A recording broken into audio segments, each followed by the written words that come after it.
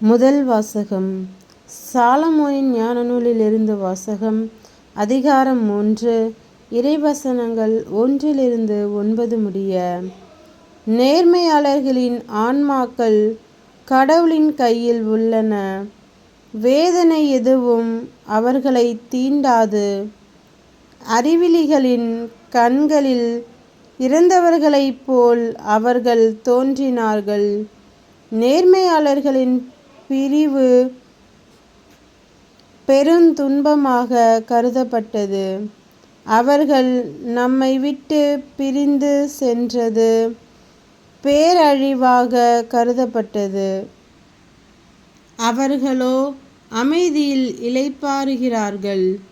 மனிதர் பார்வையில் அவர்கள் தண்டிக்கப்பட்டாலும் இரவாமையை அவர்கள் முழுமையாய் எதிர்நோக்கியிருக்கிறார்கள். சிறிதளவு அவர்கள் கண்டித்து திருத்தப்பட்ட பின் பேரளவு கைமாறு பெறுவார்கள். கடவுள் அவர்களை சோதித்தறிந்தார். அதில் அவர்களை தமக்கு தகுதியுள்ளவர்கள் என்று கண்டார். பொன்னை உலையிட்டு புடமிடுவது போல் அவர் அவர்களை புடமிட்டார். எரிபலி போல் அவர்களை அவர் ஏற்றுக்கொண்டார். கடவுள் அவர்களை சந்திக்க வரும்போது அவர்கள் ஒளி வீசுவார்கள். அரிதாள் நடுவே தீப்பொறி போல பறந்து சுடர்விடுவார்கள். நாடுகளுக்கு தீர்ப்பு வழங்குவார்கள். மக்கள் மீது ஆட்சி செலுத்துவார்கள். ஆண்டவரோ அவர்கள் மீது என்றென்றும் அரசாள்வார். அவரை நம்புவோர் உண்மையை அறிந்து கொள்வர். அன்பில் நம்பிக்கை கொள்வோர் அவரோடு நிலைத்திருப்பர்.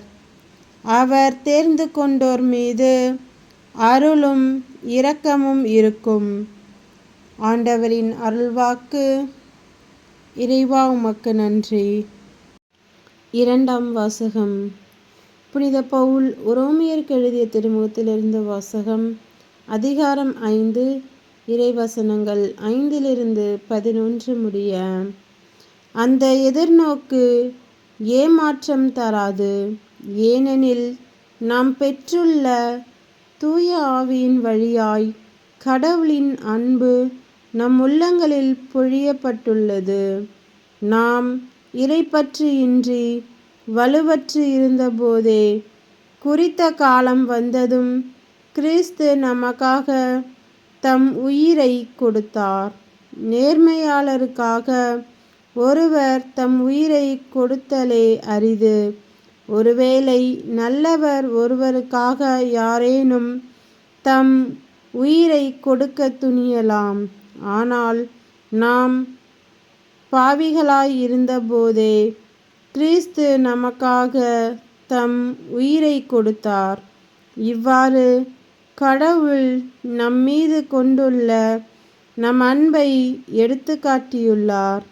ஆகையால் இப்போது நாம் கிறிஸ்துவின் இரத்தத்தினால் கடவுளுக்கு ஏற்புடையவர்களாகி அவர் வழியாய்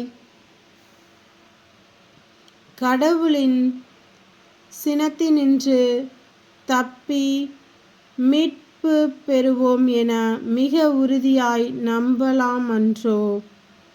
நாம் கடவுளுக்கு பகைவர்களாயிருந்தும் அவருடைய மகன் நமக்காக உயிரை கொடுத்ததால் கடவுளோடு ஒப்புரவு ஆக்கப்பட்டுள்ளோம். அப்படியானால் ஒப்புரவு ஆக்கப்பட்டுள்ள நாம் வாழும் அவர் மகன் வழியாகவே மீட்கப்படுவோம் என மிக உறுதியாய் நம்பலாம் அன்றோ? அது மட்டுமன்று, இப்போது கடவுளோடு நம்மை ஒப்புரவாக்கியுள்ள நம் ஆண்டவர் இயேசு கிறிஸ்துவின் வழியாய் நாம் கடவுளோடு உறவு கொண்டு பெரும் மகிழ்ச்சி அடைகிறோம். ஆண்டவரின் அருள்வாக்கு. இறைவா உமக்கு நன்றி.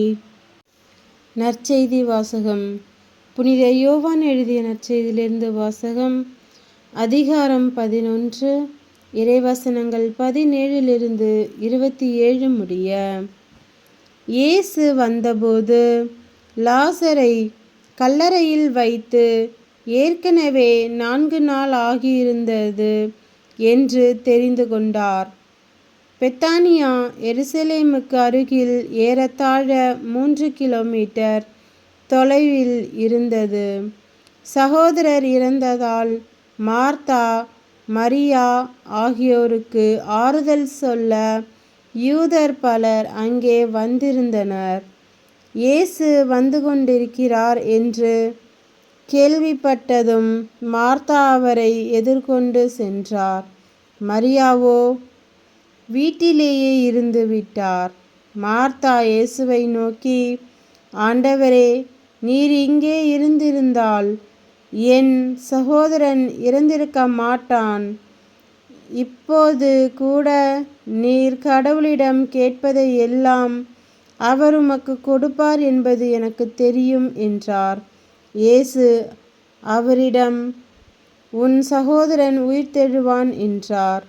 மார்த்தா அவரிடம், இறுதி நாள் உயிர்த்தெழுதலின் போது அவனும் உயிர்த்தெழுவான் என்பது எனக்கு தெரியும் என்றார். இயேசு அவரிடம், உயிர்த்தெழுதலும் வாழ்வும் நானே. என்னிடம் நம்பிக்கை கொள்பவர் இறப்பினும் வாழ்வார். உயிரோடு இருக்கும்போது என்னிடம் நம்பிக்கை கொள்ளும் எவரும் என்றுமே சாக மாட்டார். இதை நீ நம்புகிறாயா என்று கேட்டார். மார்த்தா அவரிடம், ஆம் ஆண்டவரே, நீரே மெசியா, நீரே இறைமகன், நீரே உலகிற்கு வரவிருந்தவர் என நம்புகிறேன் என்றார். கிறிஸ்துவின் நற்செய்தி. கிறிஸ்துவே உமக்கு புகழ்.